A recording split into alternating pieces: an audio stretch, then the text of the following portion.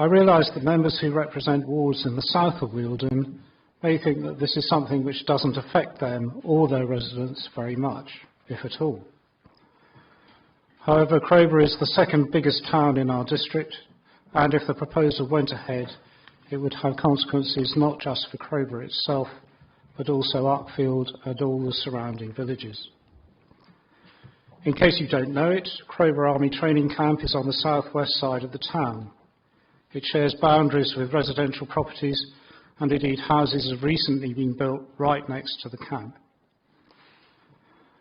I've been there both recently and in a past life as a serving soldier. Some people describe it as a barracks, but that's not accurate. It doesn't have anything like the facilities which a permanently occupied army barracks has. It's only used to provide basic accommodation for army and cadet units who are visiting the area for a short period to train on the local training area. It provides very basic dormitory-style accommodation, shared ablutions and communal areas with very few, if any, creature comforts. It was never intended for 24/7 occupation for a period of weeks. The camp is also home to Army Cadet Training Centre and 3 detachments of cadets. These detachments are important institutions in the town, providing young people with education in citizenship, British values and self-discipline. They play a vital part in many of the town's events, and the town takes great pride in them. As of now, their future is uncertain. Crowborough's public services are barely coping with its existing population. It has limited public transport. Its emergency services are under pressure. People have some time been finding it difficult to get appointments with GPs, and the police are not able now to respond to all the calls made on them. There are reports that houses are already more difficult to sell and that asking prices are having to be reduced. There's therefore been a strong reaction against the proposals from many people who live in Crowborough. They're justifiably very worried about what would happen if 500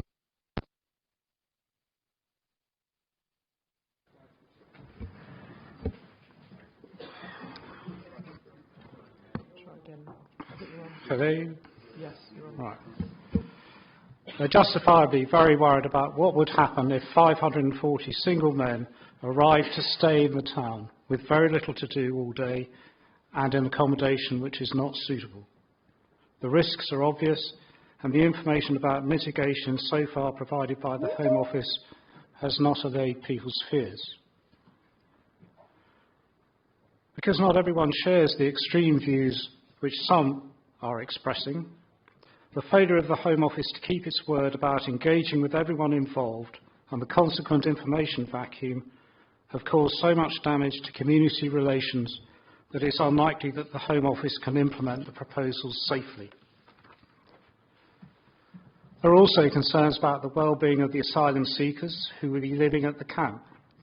Evidence from many leading refugee charities says that this type of camp is bad for its inhabitants. The lack of privacy, the fact that it feels just like the prisons they've been in, the lack of anything constructive to do, when added to the stress of everything which they've been through in their home country and in escaping from it, leads in many cases to depression and, in the worst cases, self-harm and suicide. All of this leads to the conclusion that the Home Office's proposals are not in the interests of people of Crowborough or of asylum seekers, and they should be opposed. We've been making these points to the Home Office consistently in writing and in meetings. We've been pressing them for more information about the proposals. This included arranging for them to attend our last Scrutiny and Performance Committee meeting, when I think the committee did an excellent job in making important points and extracting information from the Home Office. I think it's right in saying that that has never happened in a case like this before, with the Home Office attending a Scrutiny and Performance Committee. We've had detailed discussions with West Lindsey District Council, who opposed Home Office proposals to use RAF Scampton, and with Braintree District Council, whose RAF Weathersfield has been used for asylum seekers for some years. We've taken advice from 2 leading King's Counsel, one an expert in administrative law and one an expert in planning law.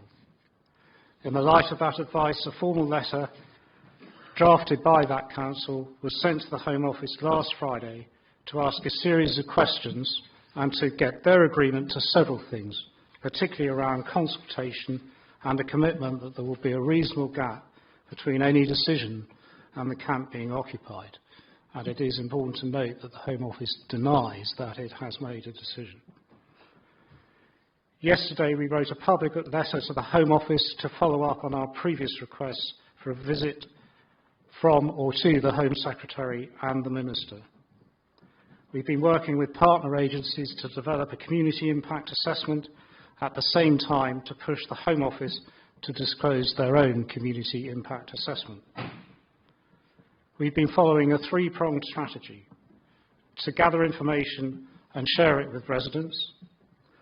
The aim of this is to address the information vacuum created by the Home Office by asking questions of the Home Office and other agencies to provide answers to questions which local people are asking. We have to bear in mind that it is meant to be the job of the Home Office to provide information to people. Legal challenge. The objective is to make sure that the Home Office meets all of its legal obligations in relation to decision making and in relation to making sure the site would be safe, legal and compliant, and to bring legal challenges if there are any deficiencies. Finally, contingency planning, to ensure that if the camp did go ahead, the Home Office has done all it can to minimise the impact on the local community and to mitigate all risks. We're building a list of things which we think the Home Office should do. I brought this motion to support the second pillar of this strategy and send a strong message to the Home Office that we are absolutely prepared to challenge them if and when they decide to use the camp. Thank you, Chair. Thank you.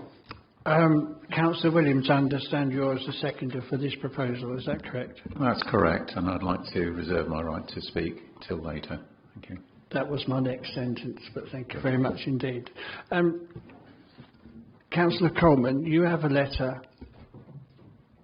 addressed for the residents, you do not? Yes? Would you kindly read that, please?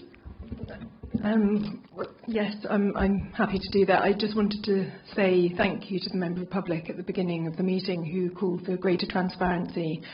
And I understand the need for greater transparency because of the amount of misinformation that has been spread about the situation. And so I did want to clarify what has happened, and I'm happy to read the letter that I've written, which I think lays out the position. So the Home Office has expressed its intention to use the Crowborough Army Camp as an asylum processing centre for 12 months for up to 600 adult male asylum seekers while they await application decisions. On the 10th of October, Wealden District Council, East Sussex County Council, the police and other public bodies were informed by the Home Office of this proposal. All were instructed to treat the information as confidential, so that the Home Office could share plans of community consultation and engagement before they made a formal decision. And currently, no formal decision has been made, as Councillor Partridge has said. We have serious concerns about the proposal for a number of reasons. Firstly, there are legitimate and significant concerns over the security of the local host community, as well as the substantial stress that the camp will put on already overstretched local services. Furthermore, the Home Office will contract Clear Springs to run the camp, a provider with a very troubling track record. 60 charities have written an open letter condemning Clear Springs for appalling conditions and paying as little as possible to suppliers while taking as much as they can in profits. Despite receiving £7 billion in Home Office contracts and making £187 million in profit, witnesses consistently report of inedible food, unhygienic accommodation, rationed toilet paper and sanitary products, and inadequate safeguarding against exploitation. Following the Home Affairs Select Committee investigation into excessive profits, Clear Springs was asked to pay back £32 million to the government, which currently remains unpaid. Given these concerns and others, Wealden District Council has written to the Home Office expressing their strong objection to the use of Crowborough Army Camp because we do not have the information to reassure us that the well-being and safety of both asylum seekers and local communities will be properly safeguarded.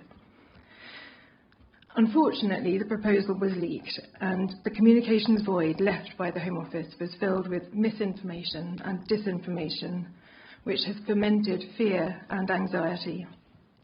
And it's regrettable that some Conservative councillors and MPs have used this as an opportunity to launch a witch hunt against Wealden District Council, sharing misleading and defamatory content on social media. To be clear, this is a Home Office decision on Ministry of Defence, Crown Estate land, using the General Permitted Development Order 2015 by bypassing planning approval. Therefore, Wealden does not have the planning powers to either approve or reject the proposal. Some have accused Wealden District Council of not taking adequate legal action and failing to initiate a judicial review. As Councillor Partridge has said, Wealden District Council has sought the advice of two specialist King's Councils, one an expert in planning law and the other in planning. And there are currently insufficient legal grounds for a judicial review, and similar cases have failed, as we've heard. The recent Braintree in Essex attempt to prevent asylum accommodation at the RAF base was dismissed by the High Court, setting a legal precedent. Furthermore, anyone can initiate a judicial review, including MPs, county councils and individuals. It's not a legal procedure that only a district council can initiate. Wealden District Council has also been accused of not issuing a stop notice, but this requires a breach of planning control, which has not taken place in this instance. Nevertheless, we continue to explore all legal options. On the 10th of November, Wealden District Council convened the Scrutiny and Performance public meeting to discuss our concerns with the Home Office and the Fire Service. And unfortunately, East Sussex County Council and the MPs declined our invitation. The Home Office acknowledged their communications mishandling and apologised for the damage to trust, particularly to local authorities, and recognised the significant role that East Sussex County Council must play in providing services to keep communities safe, including safeguarding and public health. It is therefore disappointing that East Sussex County Council have thus far failed to show up. It is essential that all elected representatives work together in the interests of the wider community. Our country has a long-standing tradition of welcoming different nationalities, and I am proud to be part of a multicultural Britain. People arriving here deserve to be treated with respect and kindness, just as everybody else does. Nevertheless, the proposed use of this army camp is deeply flawed, and Wealden District Council has strongly objected to this ill-conceived plan. There are legitimate concerns from the local community which do need to be discussed, but we must discuss them with dignity, compassion and truth. Thank you. Thank you very much. Right, we are now open for debate from members, please. So, just to make sure everyone gets a fair crack of the whip, so to speak here, who wishes to... Excuse me, Chair, sorry, point of order. I have tabled an amendment to this motion, which the monitoring officer has. So could we have that on the screen, please? Chair, the norm would be for you, Councillor Wilson, for you to indicate that you wish to speak, and then we would go to you at the point, and you would have the opportunity to introduce your amendment at that point. So if the Chair wishes to take other contributors first, then he is able to do so. But when it's your turn, you can move your amendment, and we will then move that onto the screen so that all members are aware of it. Thank you, Mr. Scott. Right, so Councillor Fair, with your hands almost up. Right, who wishes to pass comment on this? Not many. Right. We want Councillor White. Thank you. Right, Councillor Fairweather, you're first. Thank you. Thank you. This is a question for Councillor Partridge that I wish had come up in the earlier session. I think it may help the debate. Could you please say what representations we're aware of from other public bodies that may be involved, people like the County Council, the police, the fire service, the health service? Thank you. I know that the Police Commissioner has expressed a view strongly against the proposals.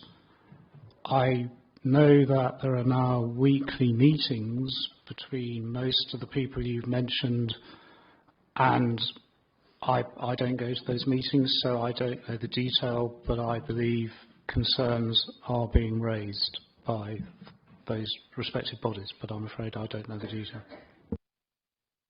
Thank you. Do you have a compliment? No, you don't. It's not question time, it's debate time. Councillor Cox, you're next.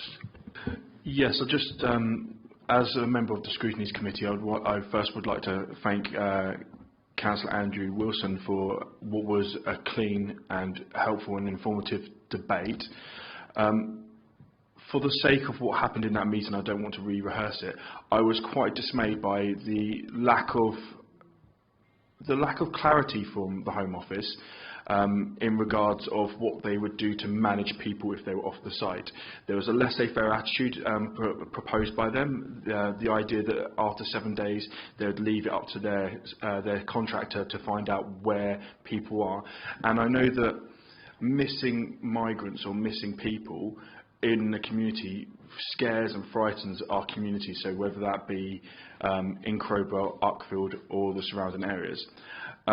So for that, I hope that every single member supports this motion as it is up there, because it isn't just a case of for Crowborough, it's a case of for all of our communities as people are dispersed through that. I felt that some of the answers from the Home Office felt that at first they were being quite helpful, but by the end of it, it felt that they were kind of being a bit more evasive.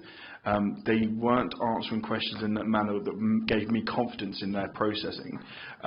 I felt that the council as a whole represented our communities in a really great manner, and I hope that this will carry on in this debate today. I also note that there's discussion about the cadets in Crowborough, but also I note that the Air Cadets use the Crowborough camp for some drills as well. They go there, so it's not just a case that it's a Crowborough cadets issue. And the Home Office didn't speak about other cadets. They said that there will be a discussion with the Crowborough cadets if there is an issue. And I felt that that was also inadequate from their answering. It shows a lack of understanding about how rural communities work, where we work with multiple towns and multiple villages to kind of coagulate those kind of like the good efforts that we have and the good kind of systems that we have. And I felt that the Home Office really let themselves down in the question and answering. I would also like to thank the Home Office, though, for highlighting that the officers and also the councillors were not taking bribes. I know that there's been a lot of disinformation and misinformation, and I know that it's caused a lot of stress for the officers, specifically who are civil servants who can't answer to the kind of things that are online. As political-minded people and as politicians, we have the ability to do so and fight our corner, but the officers do not. And I want it to be noted by the public today, and any more disinformation about officers taking bribes should be regarded as false, lies, and just actually quite a heinous way to do public debate. Officers should not be fearful of doing their actions and doing their duties as set out by this council, and they should not be lied by people outside of this council and have themselves put into danger and put into kind of their honourability being questioned. I think that's wrong, and I hope that every single councillor can join me in that kind of sentiment, because I don't think it's fair that officers have had the kind of actions they have had recently. I hope that every single councillor backs this motion as it is on the screen, and I commend the motion. Thank you. So, I've got 3 names on my list, and I am aware that Councillor Andrew Wilson wishes to table an amendment in order that everything remains calm, collected and all together. Could Councillor Wilson go behind these 2 other people before the amendment is tabled so that we get their view as it is? Would you mind doing that? Chair, it's your meeting. You can chair it how you Right, like. then we'll go straight to Councillor David White, please. Thank you, Chair. I have some sympathy with the position that Councillors Partridge and Millward find themselves in. There's the old maxim of don't shoot the messenger. And I think that they've had a difficult message which they've got to get across. But it's the way in which you put that message across that counts. It's the perception that you give the public as to whether you're on their side or whether you're neutral or whether you're opposed. And I think possibly the nuance that is coming across at the moment or previously hasn't come across in quite the way that you would wish it to have done so, James.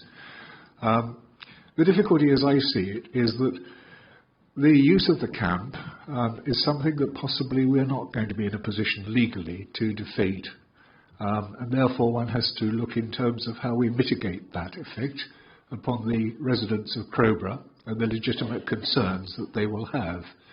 And those concerns have to be for the safety of themselves and their family. That's the primary concern. And it should also be the primary concern of this council, indeed of government, that we look to the safety of our residents first, and then we look to the obligations and compassion that we may feel to other people. So I would look in terms of the motion that we've got here, and it's, in a sense, I think you can strengthen it. And I don't want to preempt what Councillor Wilson may be going to say, but it does seem to me that the emphasis here is on looking at what legal rights we've got.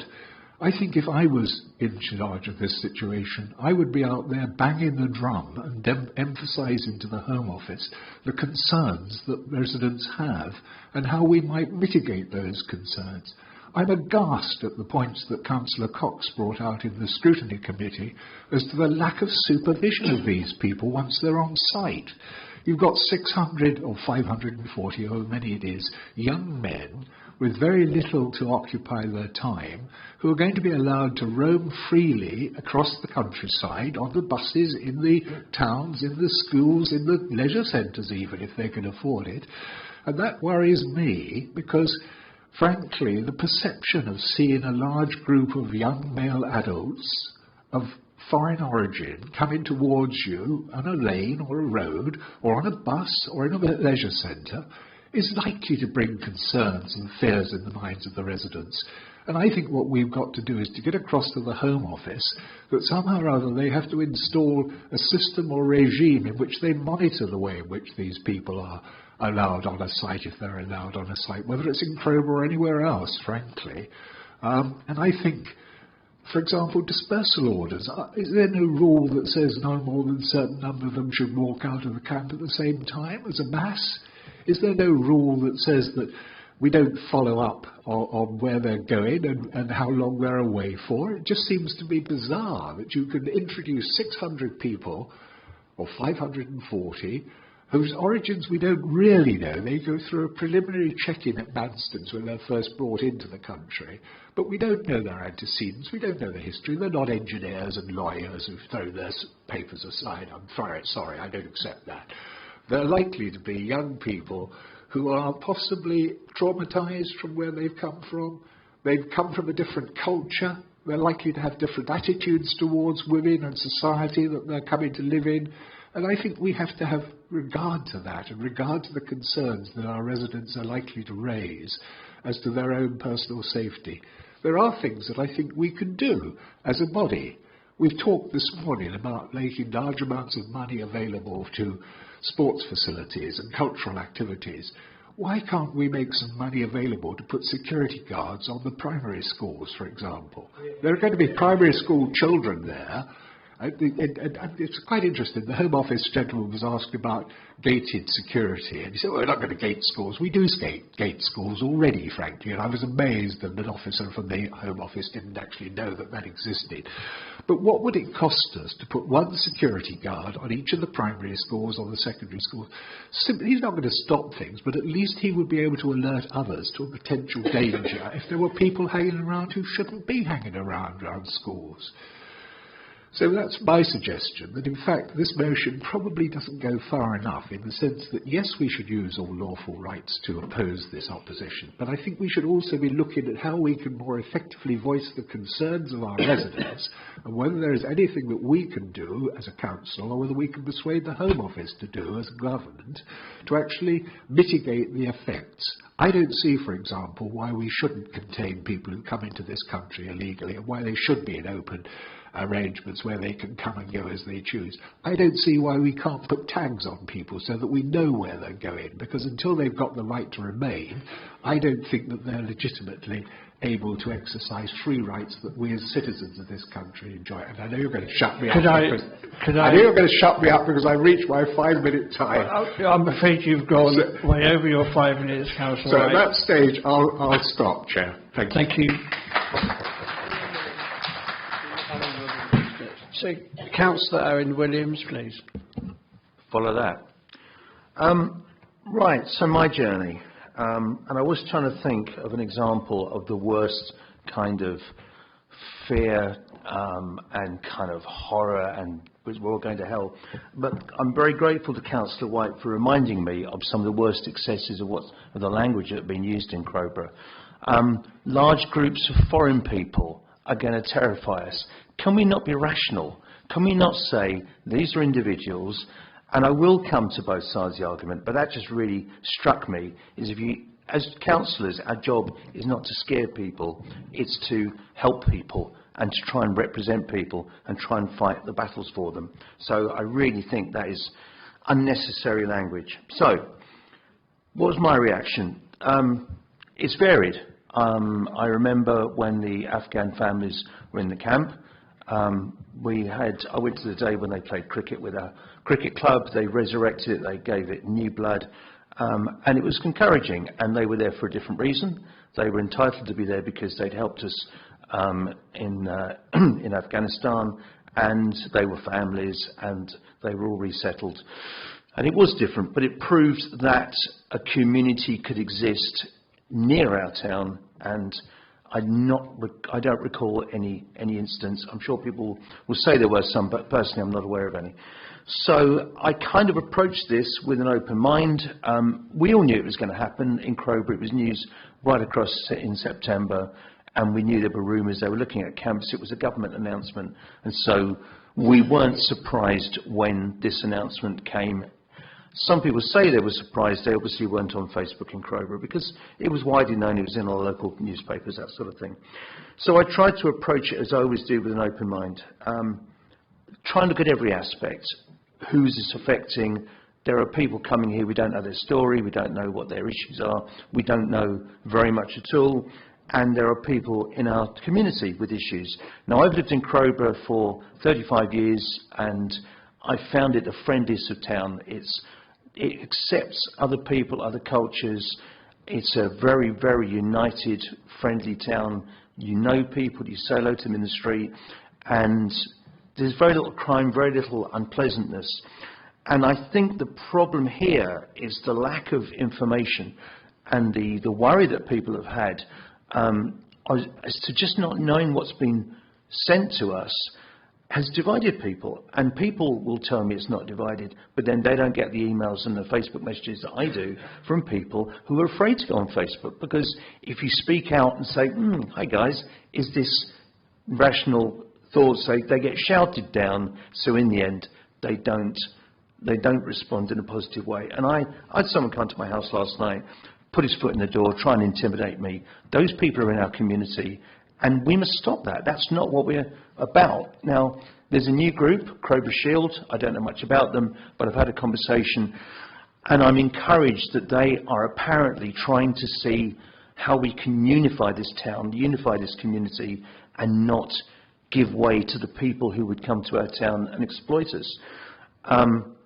But I think, as was said by Councillor Partridge earlier on, this has been an opportunity for all the agencies, all the elected officials to get together, because this is a problem that's been presented to us by yet another beleaguered government.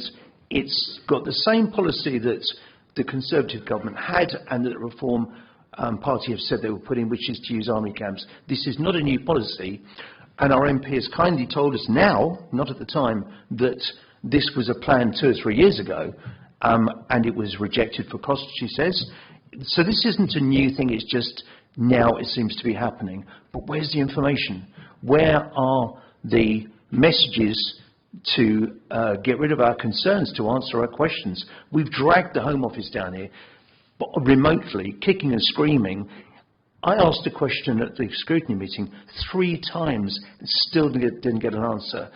How can you make a rational decision as to whether something is safe for your community if you are not told the risk assessment, the logistics, how they're going to solve problems which are quite rightly in people's heads? You know, people with children, with relatives, with wives, they're entitled to be concerned. You know, and when people don't answer your questions, that's not going to encourage you. So I will wind up. There's lots more I could say. I think we should, as a community and as a county, be united.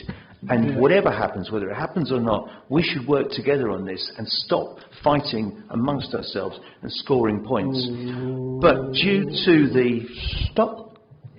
I'm winding up, if that's okay. I'm not asking for more time, but if I can just finish my sentence. 10 seconds. You're very kind. Due to the complete lack of information and reassurance, I will be supporting this motion. Thank you. Thank you. Right. Councillor Andrew Wilson, your go. Thank you very much, Chair. Could we have the wording of my amendment on the screen, please, and perhaps passed out to the room, if possible?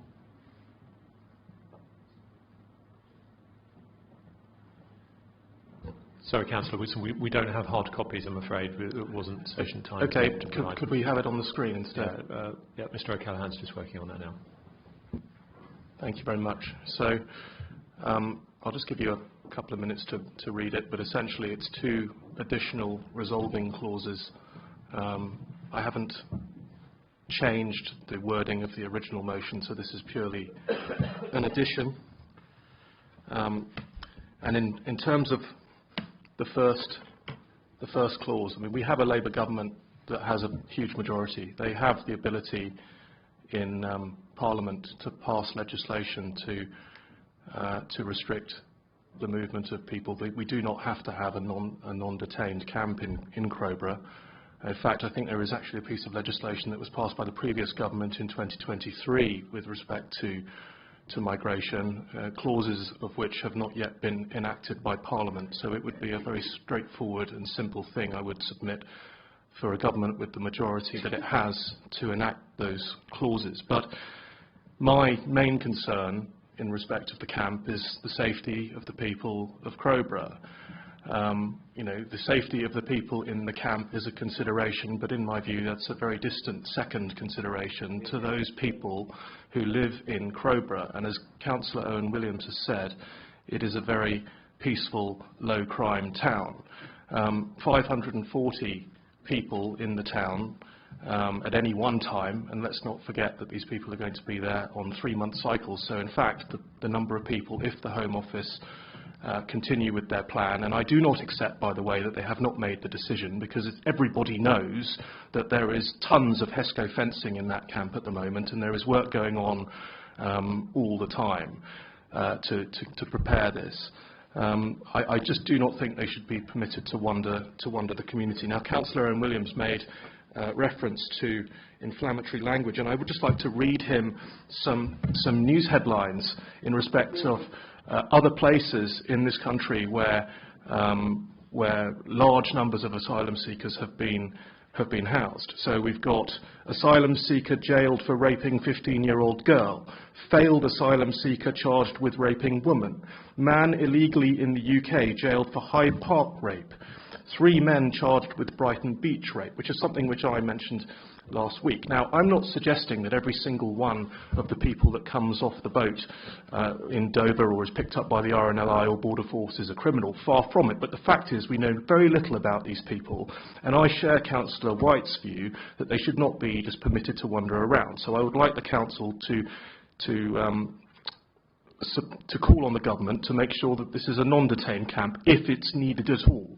And the second resolving clause goes directly to the executive. Now, the executive of this council found out on the 10th of October, and the first that we can see they communicated with the Home Office in a letter which they wrote to the wrong minister was talking about working with the Home Office to make sure their plans are as effective as possible. Now, that is not a challenge. That is a open-armed acceptance that they wanted to work with the Home Office. The scrutiny meeting, and thank you for Councillor Cox for talking about that, the scrutiny meeting was called by me. It was not called by the executive.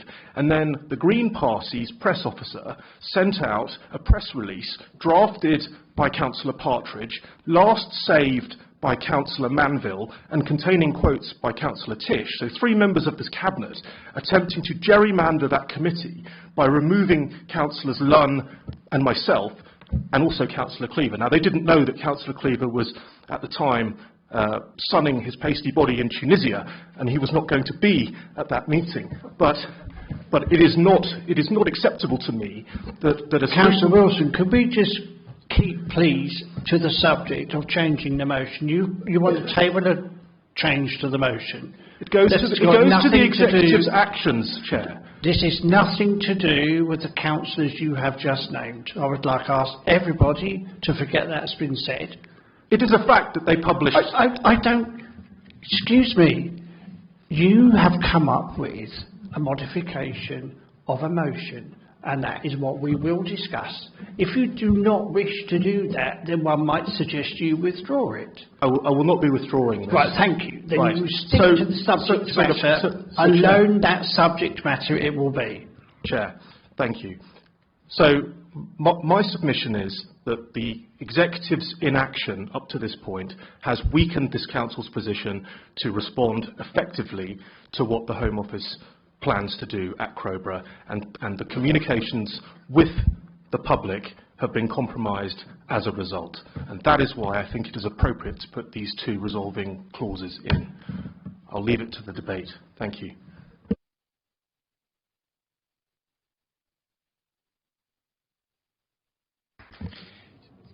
I'd like to let all the members know in the room that the proposed amendment has now been emailed to you for your attention.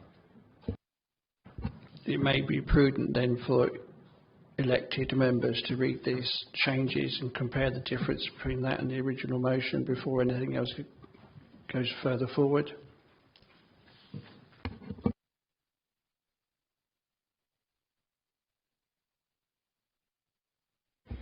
Two minutes.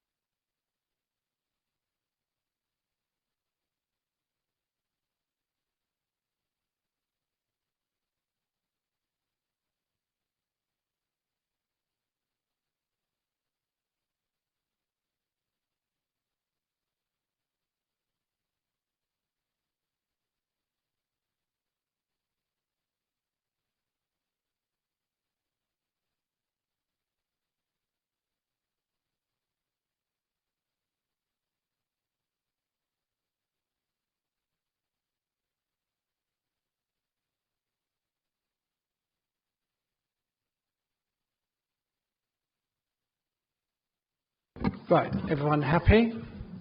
I understand, Councillor Newton, you are going to be the seconder for Councillor Wilson's. Do you wish to speak now? Yes, please, if I may. The motion, as it stands, the original motion to me, is a bit wishy-washy, shall we say. It seems to have been done in a bit of a hurry, and I don't think it gets the points that are needed across. I think the first resolving clause of Councillor Wilson's amendment helps with that. I think it makes it a lot stronger. And then the second resolving clause, I find must go in. The leadership of this council has to apologise to the residents of Crowborough. They were asleep on the job when this news came through. And it's only because of the reaction of the residents that they are now speech making here today and trying to put sticking plasters over what they haven't done in the past. So if they really feel strongly about helping the residents primarily, this paragraph should go in, because it goes some way to explaining what happened. And I will be supporting that amendment. Thank you.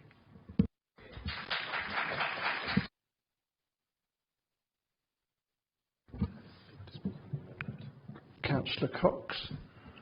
Yes, I want to speak to each part as it is. Part C, I actually have kind of part support of and expressed my concerns to the Home Office in the scrutinies meeting in my fifth question of the of all five of my questions, where I stated to the Home Office that I thought it was a dereliction of their duty that they have a laissez-faire attitude to where people are, and I understand from their answer that they were kind of answering that with the fact that they're not allowed to detain people, and I understand that for legal purposes, and I would not expect people to be detained, but I was quite concerned about the monitoring of people, and however, I do feel that whole Part C in its entirety is not supportable. The reasons why is because the process of coming over on a small boat has been deemed illegal, but once anybody is inside a nation, by international law, they are allowed to claim asylum. So whether they come over on a plane and come over here for a holiday and then decide that they want to call for asylum, or whether they come here on a boat, once they are on British territory, the legal precedent across the globe is that they're allowed to claim asylum. And I don't think that this council, as great as I believe we are, has the rights to challenge that part. And so, therefore, the illegals, as it's been called, where the only part that is illegal, from my gathering and my understanding of it, is the process of being on that boat coming across the water. Once in this nation, as soon as they claim asylum, they are no longer illegal in that framework. Also, from what I gather, there's been the claiming that they are illegal is more of a media aspect set up by government, the previous government, because there is no punishment for the people coming over on the boat. So once they've come over on a boat, after application, if it's granted, there is no punishment of custodial sentence or any kind of sentence at all to say that is an illegal crime. Once they are onto this land, they are no longer doing an illegal action. Kind of like if you're speeding and you don't get caught, you're not technically illegal. You've broken the law, but there is no punishment to that. Also, on that kind of part, I think that we need to also check our language when we're discussing these kind of things. I've had multiple constituency members reach out to me saying that they're scared of allowing their families to go out. So with this whole debate moving forward, I hope that we acknowledge that it's not just going to be people who come over on boats that will be threatened, it's people who already live here. And I think that we do need to strengthen our laws on how we monitor, and I believe that the Home Office really do need to change the way that they do things. I'm sure that everybody on the Scrutinies Committee felt the same way, that when they said after 7 days they put it to their private contractor to find out where these people are, but there is no course to see how they are or make sure that they're not doing anything they shouldn't be doing. I felt that was quite disconcerting, and I know that the general public find that too. I can't support either of those though, because I fear that both of them, one, Part C falls out of the legal boundaries of this council and also goes against international law, and therefore would just strike all that away. If it was to be amended, I'd probably back something along those lines, saying that maybe the Home Office should look at the way they monitor.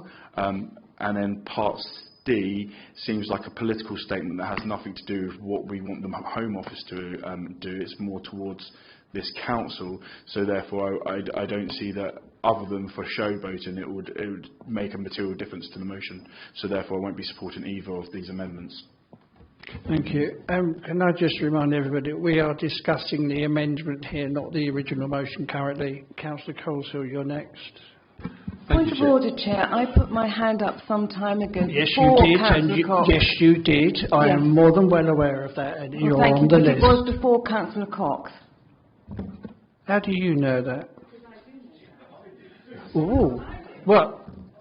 Well, I actually think you I are had my hand up earlier in still. the order that we see them, not perhaps the order in which you would wish them to be taken. Councillor Coleshill. Thank you, Chair. I've been struggling for some time to get my hand seen, so I do appreciate your difficulty. There are, I think here, if we try and analyse this, there's actually 4 bits to the way people have thought about this. There's a great deal of magical thinking. There's actually some practical thinking.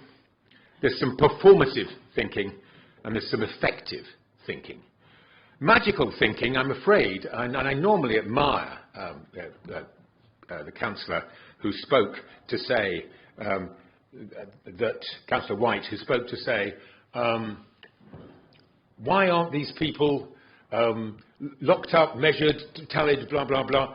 Yes, if that's what you think, then get a government in power that will do that, and then you can vote for it. Not this district council. It's magical to imagine. This point has been raised by other people. It's magical to expect that what we can do in a district council, which is about to be abolished, can actually change the national legislation. If we want to make the people in Crowborough feel better and be better, then we need to work within the law that we can actually use and see and touch and actually action. So magical thinking, which Nusgani is absolutely a specialist in, claiming that these things are legal when we have employed counsel of the highest quality who have given us advice, and that has shaped what these the original motion was framed about. This motion doesn't deal with practical thinking because it asserts we can affect the world by merely wishing it so. I don't think that helps. I don't think it helps the people of Crowborough, and I don't think it helps the people who suggested that it can happen. Performative? Oh yes. Oh yes, this is performative. Yes, we can show how very angry we are, how we can thump the table. We can't actually make anything better, but we can thump the table. That's the most important thing. That's the performative thing to do. But the practical thing to do is not that. The practical thing to do is to take what we can do with the advice, the legal advice we have got, and push the Home Office to be more responsive, to actually, I would love to grab the Home Office by the throat and shake it suddenly. That is not something I can do. That would be magical thinking. And finally, effective. So in order to be effective, do we need magical thinking? No. Do we need performative thinking? No. What we need is analytical, practical steps, which the first motion outlines, and this motion does not. This motion has magic in C and performance in D, and that is why I suggest this should be turned down. Thank you. Councillor Howell, you're on. Thank you so much, Chair. I've been waiting a long time for that. Councillor White said a very good speech, and I think, you can't do better often when Councillor White is in full flow. I'd just like to address a few problems with some of the speeches that have been going around. International law states that you seek asylum at your first point of entry, and since most of these gentlemen who are coming to Crowborough actually come over on a boat from France, that would be their first point of asylum seeking. So I think that would be quite pertinent. The other thing that I would like to say is perhaps Councillor Cox would like to watch his colleague watch in Parliament yesterday. She did quite a performance and it was quite interesting. As you all know, the camp was turned back by the Conservative previous government, and no, I don't know why, and it would be interesting to know that. So if we could find out, that would be really, really useful. The word I get from Crowborough is fear, and it is fear. You only needed to have been in the meetings or seen the meetings to know that fear. And fear is a very palpable thing, and it is quite tough to lead with that.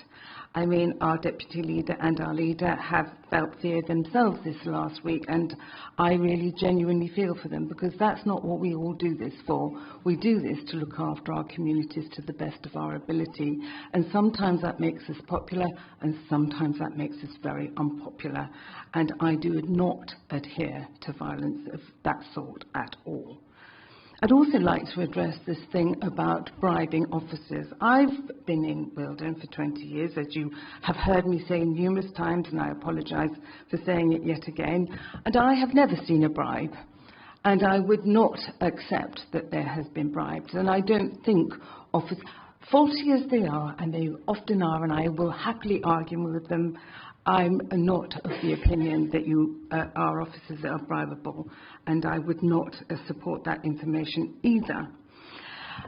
Crowborough Town Council last night passed a motion, and some of the motion was very, very interesting, and it would be worth reading, because some of the stuff that was said, and I won't go through all of it, was that Crowborough was taking a disproportionate amount of boat people, asylum seekers, whatever you want to say, and you can take that however you like, disproportionate to the amount of people within Crowborough Town. They're not saying nothing, they're not saying you're not welcome, they're not saying any of that. What they are saying is, this is disproportionate to the residents of Crowborough. And actually, I think that we should be concentrating on that. And actually, I also think that actually, I didn't know until it came out in the news. I also think that this executive should have informed the leaders of the other parts of this community. None of us knew. And actually, that's what makes me more angry than anything else. I'm happy to work with you all, but you didn't tell me.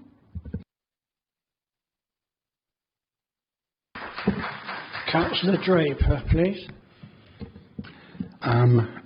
Thank you, Chair. My point does go back a little to the substantive motion, point B, calling on active participation and collaboration of partner organisations working together, etc., etc. I have to say I was disappointed and dismayed when Councillor James Partridge told us that he has not, either he nor his deputy or a representative appointed by him from this council, has attended any of the meetings that have taken place between the other interested parties, the East Sussex County Council, Police, Health Authority, etc., with the Home Office, has not attended those meetings. I think this must be addressed, and I would like, whatever motion we vote on today, I would like assurance that we will be represented at every single possible chance of joining collaborative meetings whereby we can discuss and put our points across and get what we think will be a fair resolution if and when the Home Office do finally make their decision. Thank you, Chair. Thank you. Councillor Ben Reid. Sorry, Chair, I think Mike Gadd had his hand up first, so can I defer to him and follow? I'm sorry, he's not on my list. I've got you. I've got Councillor Fairweather, David White, Councillor Coleman. Can Mike Gadd go before me? His hand was up before mine. No, we'll take it as I've just called it, please. I didn't see his hand go up. two other people on this table haven't put him on the list, so they didn't see his hand go up. Can you put him on the list? Because I was sitting next to him when he put his hand up. I'm sorry. Would you like me to go, or Councillor Gadd? He is. Or will second it? Right. He's on the list for later. Yes. Lovely. Thank you. You go first, or not? Yes. I will. Thank you, Chair.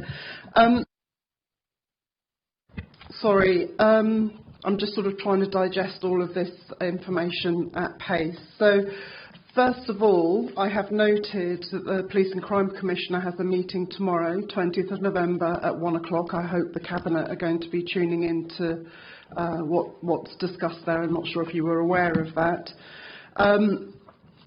Air Cadets, it is an active Sussex-wide camp, and I would like the press to note it is not an abandoned site. It is used by cadets.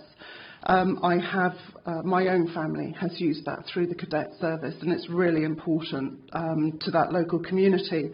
What I'm concerned about is the long-term impact on cadets, because it is their Sussex-wide facility.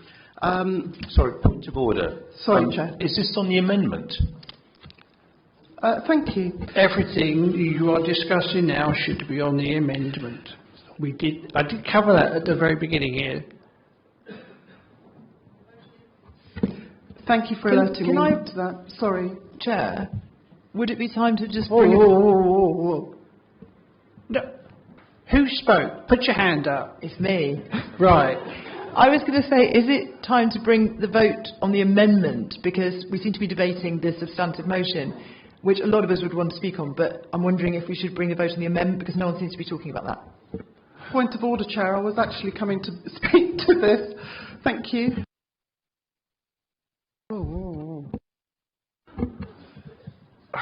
I knew this was going to be awkward. Trevor, can you come?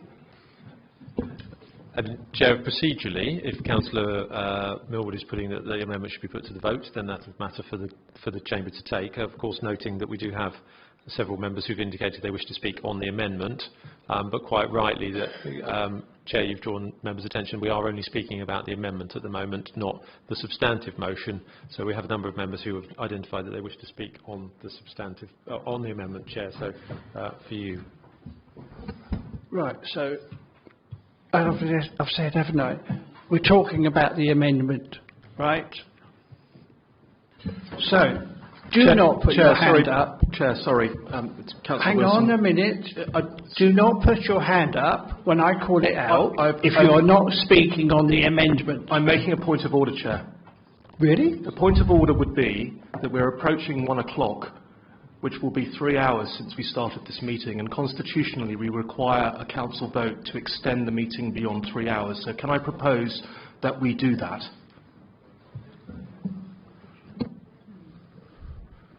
If I can find a seconder. Thank you.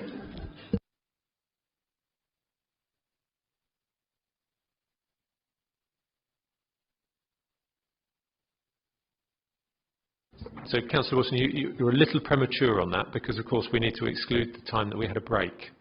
So, if members wish to indicate that they're happy to go on beyond now, then that's perfectly fine. That clears that point up. I think members are absolutely in agreement with you. Chair, we're back to Councillor Reid, please, to talk about the amendment. Thank you. I apologise if I went off-piste. Well, don't do it again. Right, I'll try not to do that. What we're supposed to be talking about. That would be grand. Thanks Thank you, ever so. What I would like to do is suggest that we vote on Section C, a recorded vote, and then Section D separately. I think that Section C is very important to put into the first motion if the second part, D, doesn't go through. It talks to what our wizard, Councillor White, reflected on. And this motion says, within the powers available, our communities are... I don't like interrupting, but what you have suggested doesn't fall within the rules and regulations that we're confronted with today, so I'm sorry that won't swing. Right? So,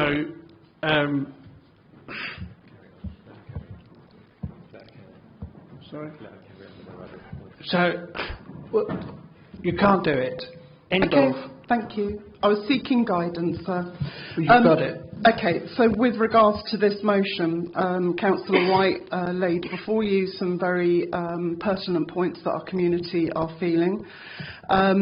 This government is an unmitigated disaster and it is now landing in Crowborough. They talked about smashing the gangs. They haven't done that. So this motion helps our residents. What we now have is a policy of one in, one out. That's an unmitigated.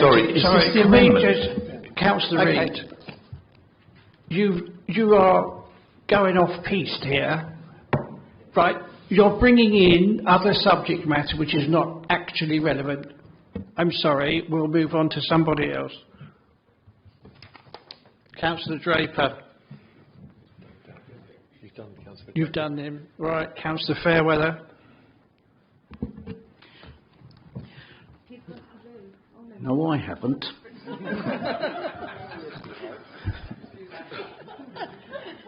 Right, I will be opposing Clause C. It's calling on all sorts of things which are not within the power of this council to achieve, so it's just a heap of words that mean nothing.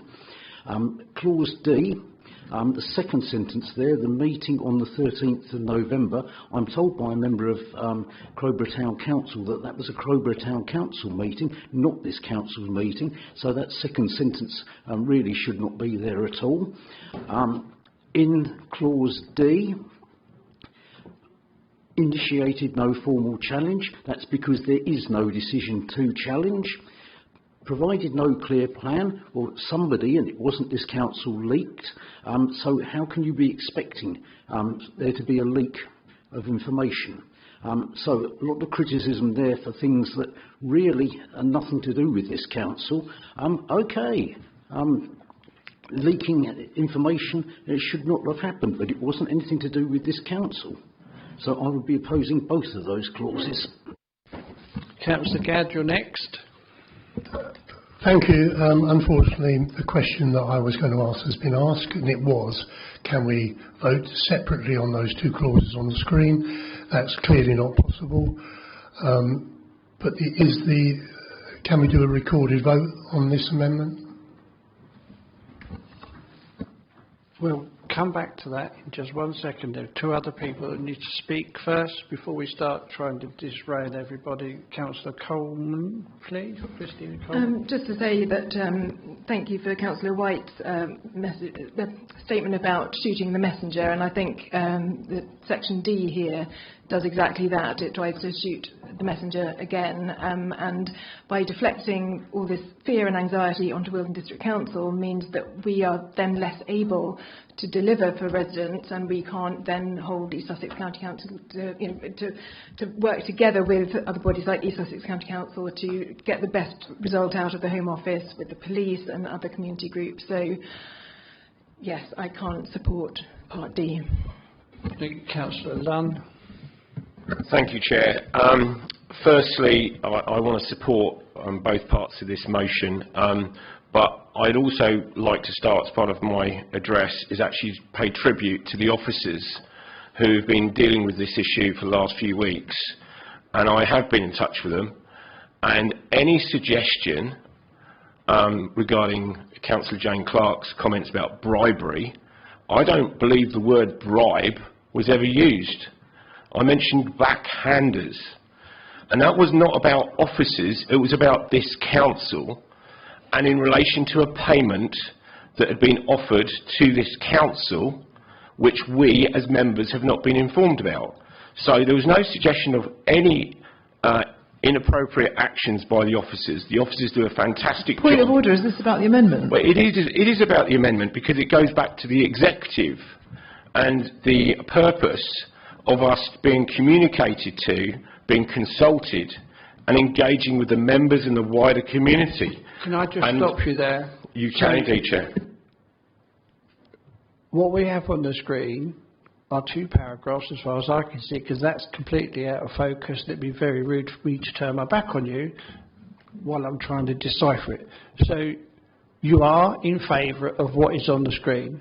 Is that what you've just said? I am indeed, but I am concerned about the leadership of this council And We're not talking about the leadership of this we are council. going to the executive is the leadership of this council, and I will be brief. I appreciate I've got a little bit of time, but I go back to the original comments when we had the emergency meeting, and Councillor Partridge said there was nothing he could do as an administration of this council.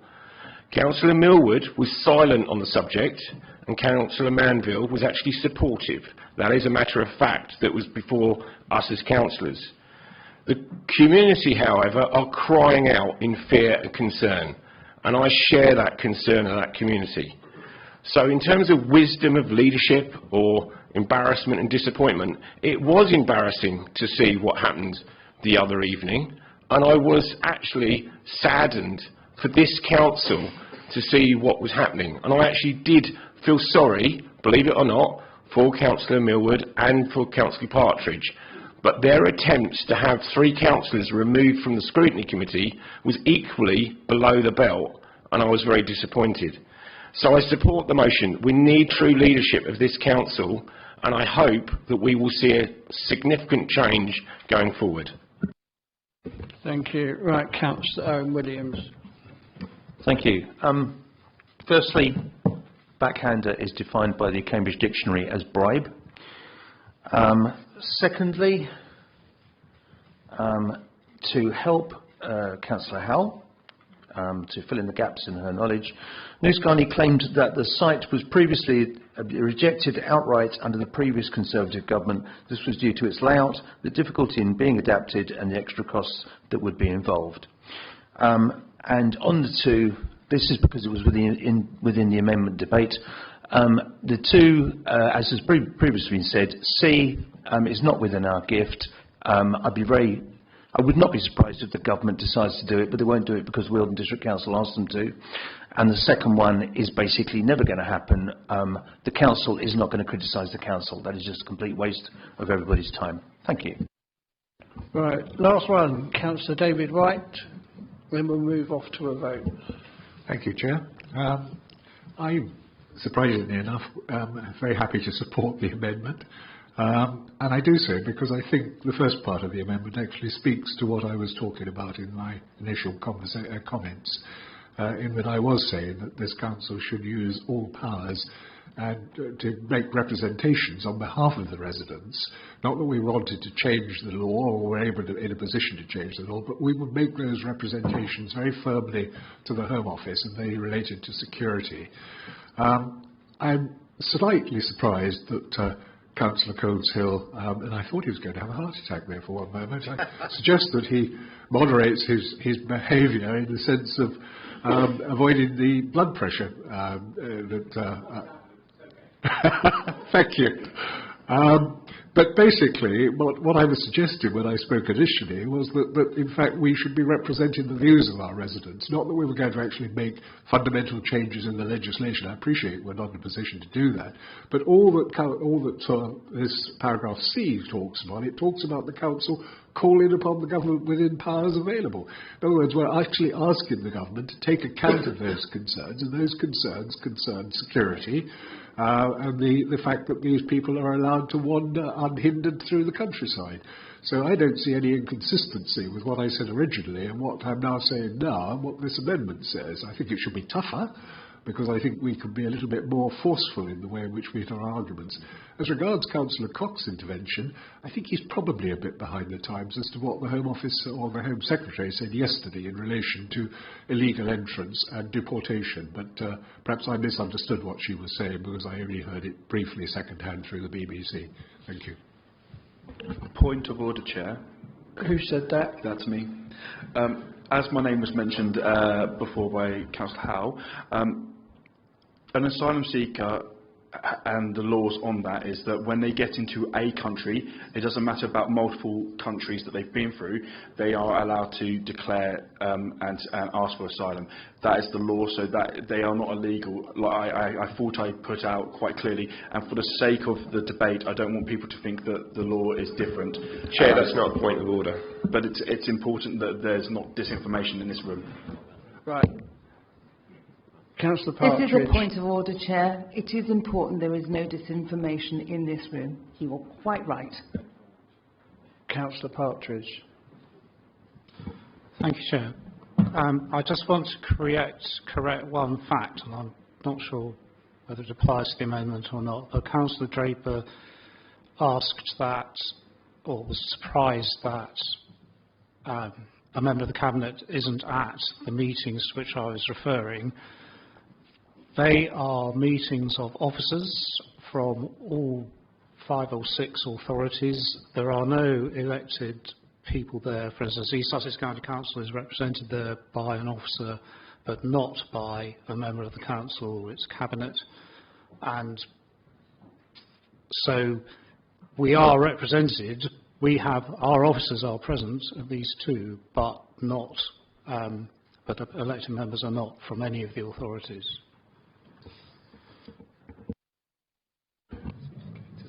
Right. So, Chair, may I just come back on that one, seeing as I was mentioned, and I thank Councillor Partridge for mentioning it. Could I, though, ask that I think we should have our elected representatives there, and therefore would you please insist upon it and tell the relevant people on those meetings that it is constitutionally demanded that you should be there so you can do the best for our electorate. Thank you. Let's move to a vote on the amendment, can we? Sorry, but can I just comment on that? I just, I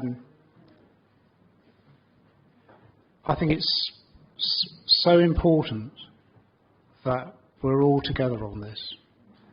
And I sort of take the point in little c. I'm very happy to add that to the list of things we will ask for. I think it would be hugely difficult, but let's ask for it. And the rest of this is about dividing us. And that's been going on from the start. And it's really dangerous for lots of reasons. And it is actually weakening our response. So I ask, with all respect, that this amendment is turned down and that we get on with what really matters. I'm sick of having to deal with people taking pot shots when they should be pointing the artillery in the other direction, and we should all be doing that and not spending our time on this sort of thing, frankly. Right, so we will now vote on the amendment as it stands there. I think Councillor Gadd asked if it could be a recorded vote. Sorry, what? Councillor Gadd asked if it could be a recorded vote earlier. A recorded vote, then over to the monitoring officer. Sorry, Chair. I think Councillor Gadd asked if this vote on the amendment could be a recorded vote. Councillor Gadd, just come back to you. Is that correct, that you're still proposing that? Well, yeah, that's... Yes, thank you. Sorry, I did ask that, yes, and you did say you would come back. Who's the seconder, please? Don't do this with your hand. Do this with your hand. Thank you. Councillor Newton. You need a show of hands on this. So we'll now have a show of hands on this amendment. No. Sorry, Chair. It's a show of hands as to whether it's a recorded vote. Oh, sorry. Recorded vote. Yeah, let's get it right, shall we? Yes, that's agreed. All right, we'll do that. Thank you. Over to the monitoring officer then.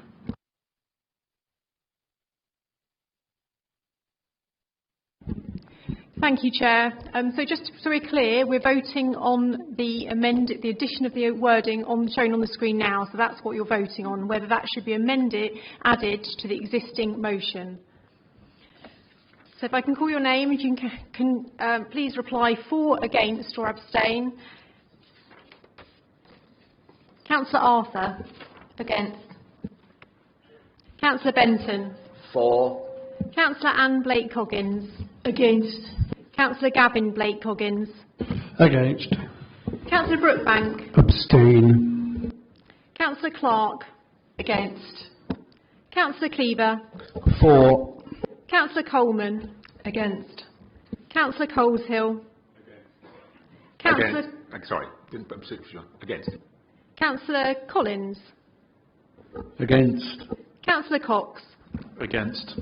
Councillor Draper. For. Councillor Everett. Against. Councillor Fairweather. Against. Councillor Gadd. For. Councillor Glyn Ives. Against.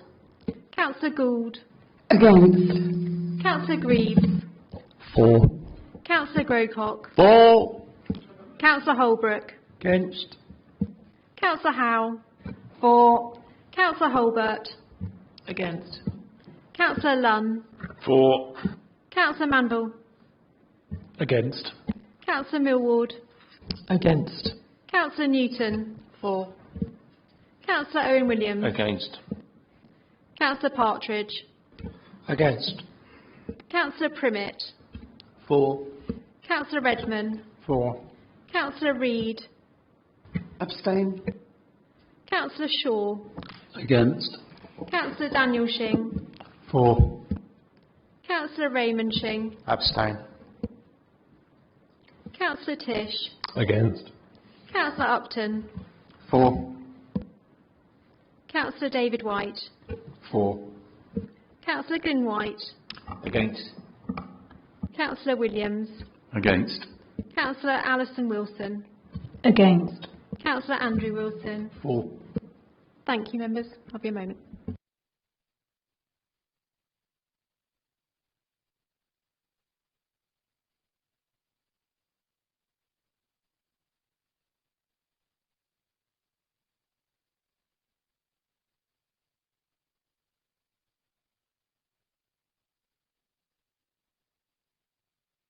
Can I ask whether we voted to continue the meeting? Did I miss that? I apologise. It's next.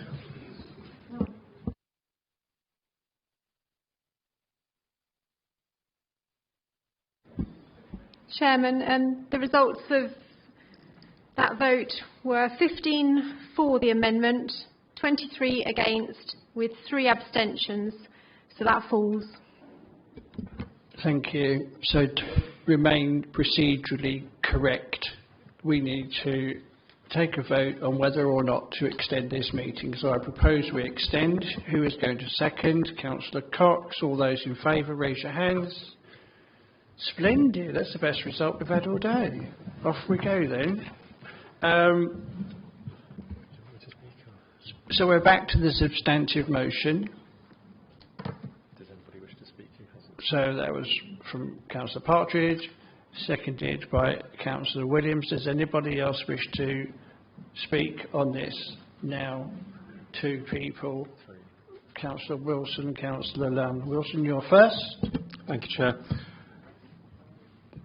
I'm in support of this motion, unsurprisingly. I think I've been saying from the beginning that the Council should do everything in its power to represent the views of the residents, which are demonstrably clear on this issue, I think. There was talk of performative performative action. And what I would say to that is that I think this motion, whilst I support it, is also performative. We do not need this motion in order for the executive of this council to make strong representations to the Home Office, to the government, and to represent the people. And on the point of performative action, I would remind all of the Alliance that the last time there was an motion on this screen, you all voted to give rights to inanimate bodies of water, and before that, you put a motion forward to support a bill that wasn't a bill. So if we're going to talk about performative things, let's be clear. Motions in this council are largely performative. I will support this because this is what the residents of Wealden have been asking for since October the 28th when the news broke. We don't need this, though. It should have been done before by the executive. Right. Make your point there, why don't you?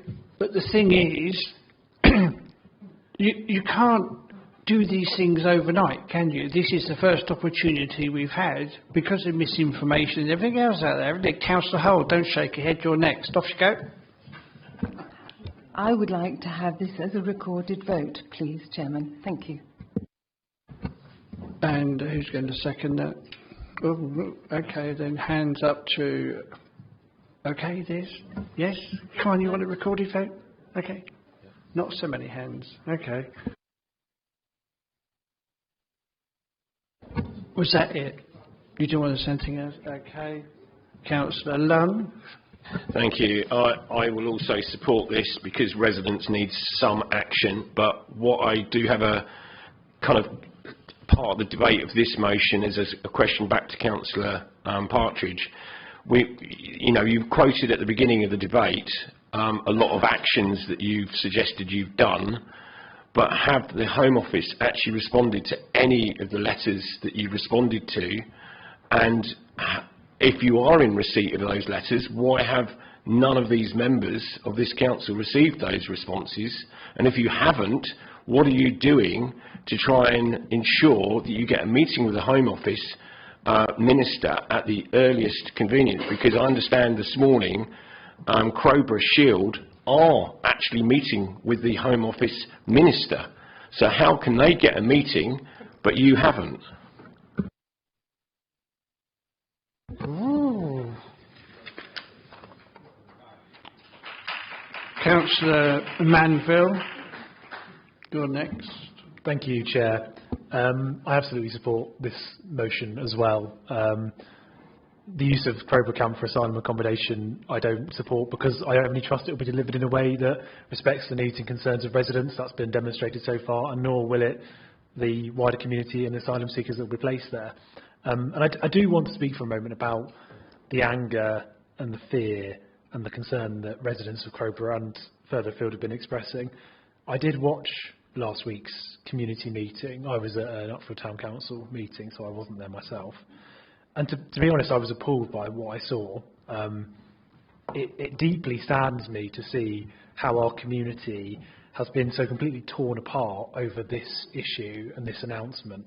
And when I watched the Home Secretary in the House of Commons describe the damage this issue is doing for the country, and when she said that the sort of failure to deal with this problem will lead people down a path that starts with anger and ends in hatred, I thought, I only need to look 15 minutes up the road and I can actually see what she means. And that depressed me kind of no end. Turning to a few points that have been made already, Councillor White raised some points earlier on. I think it might have been in the amendment, but it's relevant to the substance. As he mentioned in particular, the possible or even perhaps the likely views that asylum seekers might have towards women in our community and the risk they might pose towards members of our community. But before we judge those who we have not met, I think we have to get our own house in order first. And it is Conservative members of this council who themselves openly shared misogynistic, sexist, potentially even criminal content online about a female member of this council. So we cannot be casting aspersions about those we do not know before we have first addressed the issue we have ourselves. I want to know when Councillor Newton, as leader of the Conservative Independent Group, will put the Nolan Principles into practice and show some leadership by holding Councillors Michael Lunn and Neil Cleaver to account for their sexist and misogynistic behaviour. I'm not so sure that's actually relevant at this particular point in time. Sorry. I'm in your hands, Chair. Councillor Newton, you're next, briefly. I love it. Councillor Manville always has to have a pop at me. Get used to it. I will support the motion. I think it would be churlish of me not to. I would have liked the strengthening paragraph C in it. I think that would be a lot better for everybody. And I would have preferred the other paragraph because I think it did offer some sort of apology to the residents for the inactivity and being asleep on the job. Of could I ask? I'm winding up. I'm really winding up. So I will be supporting the motion. Could I just make a point of order? I've noticed that Councillor Glyn Ives is wiggling her finger as if to tell Councillor Newton to wind up. I find that disrespectful. Oh, you can't see what I can see from up here. I would have been raising points of order all day long otherwise. Can I just, in one sentence, wind up, please? Just to say, this is, I think, the worst behaviour of this council in the time that I've been here, and it's run by the Cabinet, and I think that's what they need to reflect on. I keep using the phrase asleep on the job, and they were, and that's why so many people are unhappy. No. I think you're out of order there. Councillor Benton, any more comments like that, then I should just wind it up and stop, be done with it, and you can all go home. Councillor Benton. Thank you, Chair. I am yet undecided as to whether to support this motion or not. I'd like some clarity, and I'm not certain who to receive this from, probably Councillor Partridge. We keep hearing about appointing KC for legal opinion. Have we actually received any legal opinion yet? Leave that one as it is, go down the list. Who's next? Councillor Coleshill. And then if there's anything to clear up at the end, we will do that. Thank you, Chair. Yeah, obviously I'm supporting this motion. I think the idea that uniquely the people who are sitting as Cabinet members have somehow disgraced themselves, given the language that others have used very recently, and suggesting that we ought to indulge in simply hoping, wishing and imagining that we had powers to stop things happening, when this motion actually clearly says to use all legal means. Does somebody want us to use illegal means? I assume not. In which case, supporting this motion is perfectly rational, utterly sensible, and something that we should all agree to. Right.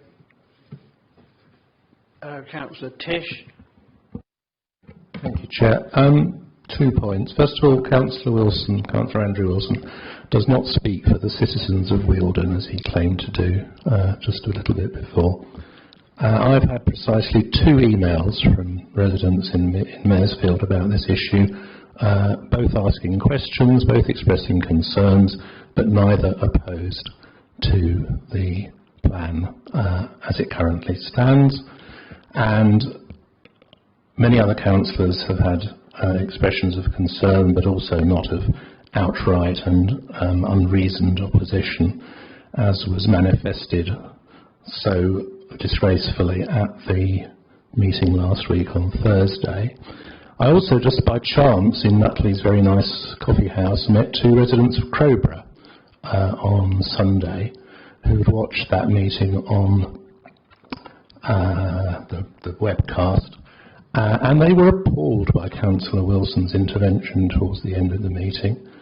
And indeed, you could say that not only does Councillor Wilson not speak for the citizens of Wealden, he barely speaks for the citizens of the ward he lives in, because he's changed label twice since being elected without giving those citizens any opportunity to express a view. Point of order, please. I do believe, Councillor Tish, you've gone off the rails here. We're talking about the motion in front of us. Why is this all echoing? Somebody else has got their microphone. Sorry, it's me. Can we just stick to the point in question, please? Therefore, I will move on to Councillor Glenives. Are you brief? Is it a retaliation comment, or are you actually going to say something about the motion? That's all we need. Talk about the motion. It wasn't anything about the motion. I just wanted to thank you, Chair. Good job I'm on pills, isn't it? Councillor Reid, and that's the last one on my list. Thank you, Chair. James, I believe I heard you say you would take the intent of item C forward with you, and I approve this motion. Thank you. Shall we go to the vote? Absolutely. Thank you very much, Chair. We will now go to a recorded vote and hand over to... Oh, no, we won't. I've been told off. It stings when he slaps you. Councillor Williams, you're next, and then we'll go to a vote. Yeah, okay, you'll be pleased I'll be brief. I mean, to be honest, obviously I support this motion as a seconder. I was very happy to second it, simply because as an Nutfield councillor, I know, it raises concerns as the next nearest conurbation to Crowborough, and, in terms of actually what we need to do, we need to be very strong in our objections to the use of Crowborough Camp. I think the motion is succinct and to the point, And I think at the end of the day, referring to some of my colleagues, we have to work within the law that we've got and the positions that we've got in terms of planning. Unfortunately, a lot of misinformation has been put out there in terms of certainly the local MP talking about all sorts of planning issues which I don't recognise as an ex-head of planning. And to be blunt about it, when the decision is made, then we have the ability to actually challenge, and that's why we've employed a QC in terms of the administrative law and a QC in relation to planning law. And so for me, that's actually how we actually do the best defence for our residents. I'm also interested is that whereas some of the other elected bodies like East Sussex in terms of their strong objections and these officer meetings that have been taking place have involved East Sussex officers, the Police and Crime Commissioner, the NHS, all of those officers have been present.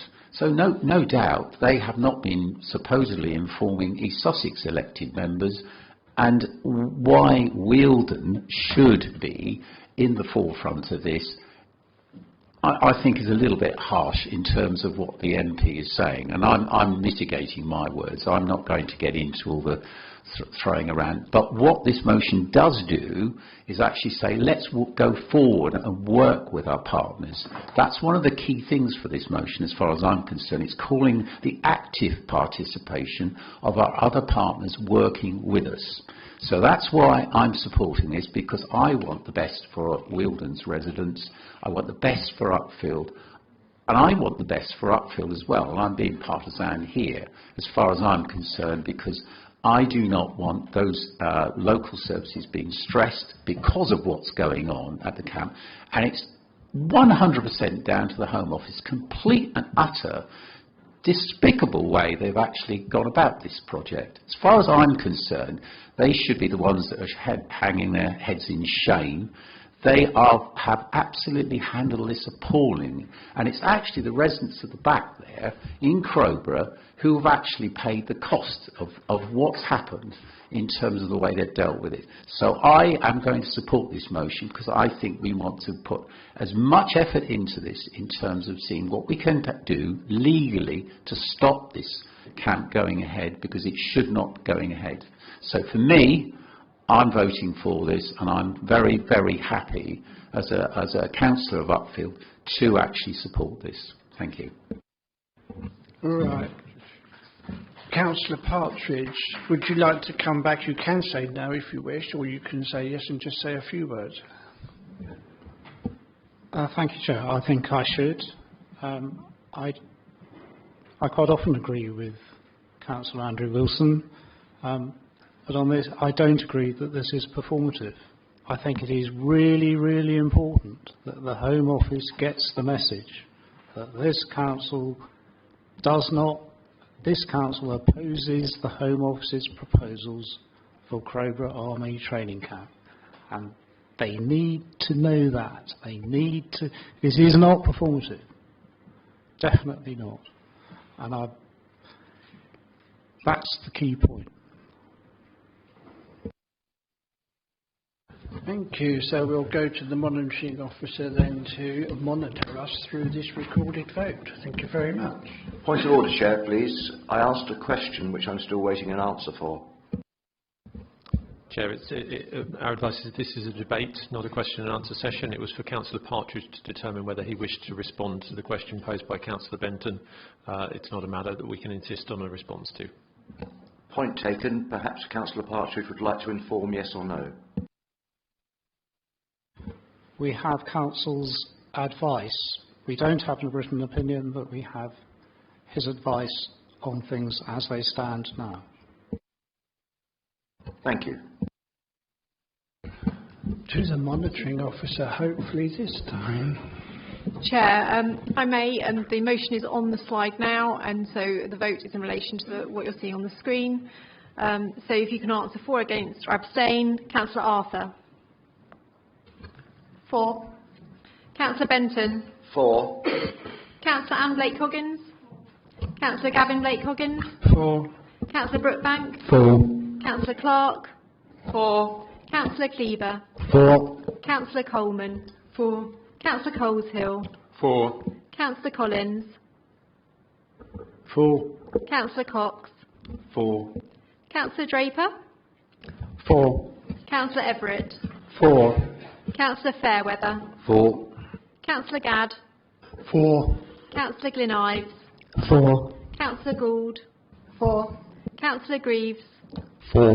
Councillor Grocott. 4. Councillor Holbrook. 4. Councillor Howe. 4. Councillor Holbert. 4. Councillor Lunn. 4. Councillor Manville. 4. Councillor Millward. 4. Councillor Newton. 4. Councillor Owen Williams. 4. Councillor Partridge. 4. Councillor Primmitt. 4. Councillor Redman. 4. Councillor Reid. 4. Councillor Shaw. 4. Councillor Daniel Shing. 4. Councillor Raymond Shing. 4. Councillor Tish. 4. Councillor Upton. 4. Councillor David White. 4. Councillor Glyn White. 4. Councillor Williams. 4. Councillor Alison Wilson. 4. Councillor Andrew Wilson. 4.